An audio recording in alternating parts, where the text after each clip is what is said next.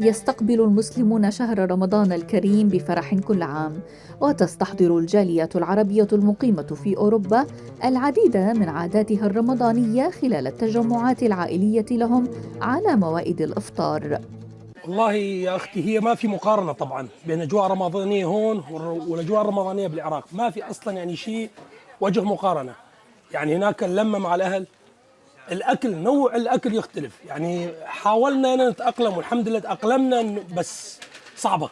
والله هون ما في تحضيرات، لأن هون ما في واحد وقت يسوي شيء، شغال النهار كله ويرجع تعبان. بس هناك ما شاء الله خواتنا وأمهاتنا على زينة البيت، على الأكل، على اللمة الحلوة، على قعدة أمك وأبوك، تسوى الدنيا وما بيها. الحمد لله يا رب على كل شيء. مشتاق للدولمة العراقية، مشتاق للمسقوف العراقي. هذا الشيء أنا ما موجود يعني، ولا ممكن إنه واحد يوفره يعني، مهما حاول مهما سوى مهما ما يصل. سبحان الله، الأجواء هناك غير.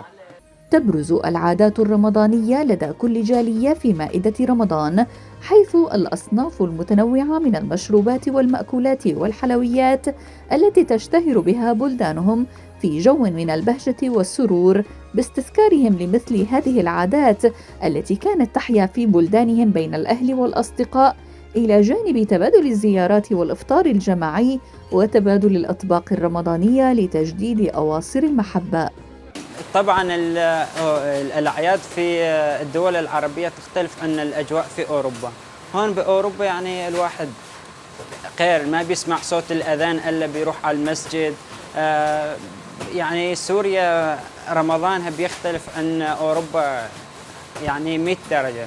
شهر الصيام مختلف هنا في أوروبا قياساً للبلاد العربية، لكن الجاليات العربية تحاول استحضار الأجواء العربية الرمضانية المميزة، حيث تفتح المساجد للصلوات وتقام موائد الإفطار للناس. نحاول أن نعيش قدر المستطاع الأجواء الرمضانية اللي كنا عايشينها بالدول العربية، وخاصة ببيتنا شلون كانت أمي تزين المطبخ، تزين الغرف بأهلة رمضان بالزينة، وخاصة بالأكلات يعني اللي فقدناها هون بأوروبا.